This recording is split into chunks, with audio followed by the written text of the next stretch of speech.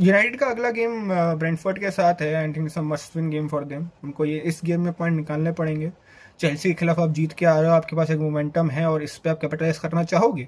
और believe it और not, अभी तक हमने रूमन अमोरिम के टेन्योर में जो 34 गेम्स का रहा है, अभी तक बैक टू बैक गेम्स नहीं जीते हैं। I think we have gone 8 और 9 मैचेस और उसमें एक बार भी बैक टू बैक गेम हम लोग नहीं जीते। पिछले गेम ही चेल्सी के खिलाफ हम लोग पहली बार back to back home matches जीते थे। आई थिंक हाँ, इस गेम में आपको ये डेडलॉक तोड़ना पड़ेगा और बैक टू बैक गेम जीतने पड़ेंगे। नॉट इवन जस्ट बेनफोर्ड, इसके आगे आने वाले सनडरलैंड, इन सब गेम से आपको पॉइंट्स निकालने पड़ेंगे अगर आपको सीरियसली टॉप 6 टॉप 7 को टारगेट करना है और अपनी जॉब बचानी है। I think these are the games जहां आपको पॉइंट्स निकालने पड़ेंगे। रही बात लाइनअप की, तो मेरे हिसाब से लेमन्स को इस गेम में स्टार्ट मिलना चाहिए। आपने उसको सिटी के खिलाफ चांस नहीं दिया, मुझे समझ में आया, लेकिन आई थिंक चेल्सी के खिलाफ उसको स्टार्ट करना चाहिए था। तो आई थिंक इस गेम में तो लेमन्स शुड स्टार्ट। अपनी सेंटर बैक ट्रियो की बात रही तो उसमें डेली शुड स्टार्ट। जिस तरीके का गेम उसका चेल्सी के खिलाफ गया था, he is a sure and sure starter for us now. दूसरा सेंटर बैक अपने लिए अब यूरो होना चाहिए। मुझे नहीं पता चेल्सी के खिलाफ अमोरिम ने उसको क्यों ड्रॉप किया था। He is a good centre back and I think उसकी जैसी प्रोफाइल हमें अपने सेंटर बैक ट्रियो में चाहिए। और रही बात तीसरे सेंटर बैक की, तो आई थिंक माजरो इंजर्ड है और ल्यूक शॉ को चांस देगा नहीं अमोरिम, तो मोस्ट प्रोबेबली मैगवायर ही स्टार्ट करेगा। ईडन हेवन भी कर सकता है, पर मेरे हिसाब से मैगवायर के साथ जाना चाहिए इस गेम में। अपने विंग बैक्स की बात रही तो लेफ्ट विंग बैक स्पॉट में डोरगो ही स्टार्ट करेगा। He has been brilliant for us.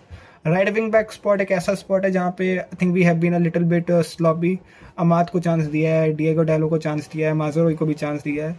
माजोरोई was a good and stable option there, but Mazraoui injured है अभी, तो मेरे हिसाब से डिएगो डैलो के साथ ही जाएगा।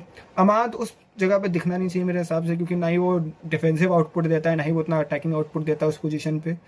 अपने मिडफील्ड पिवट की बात रही तो आई थिंक ब्रूनो उगार्ते के साथ ही जाएगा। ब्रूनो, मुझे नहीं लगता ब्रूनो अप टॉप खेलने वाला है किसी भी हालातों में। उसको वो नंबर 8 की ही प्रोफाइल में यूज़ करेगा।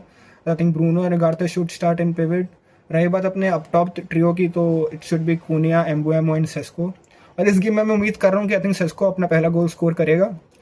बस बात यही है कि विंग बैक्स अगर उसको थोड़े भी अच्छे क्रॉसेस प्रोवाइड करें, I think he can score. Chelsea के खिलाफ और इवन उसके एक गेम पहले तक उसने दिखाया था कि हाँ, he can be in those lethal position. It's just that कि आपको उसको क्रॉसेस प्रोवाइड करने पड़ेंगे। रही बात स्कोर लाइन की, तो आई थिंक मैं उसको 2-1 या 2-0 प्रेडिक्ट करूंगा। मुझे नहीं लगता ज़्यादा गोल स्कोर करेगी मैन यूनाइटेड। आई थिंक 2-0 2-1 जैसी नैरो विक्ट्री निकालेगी।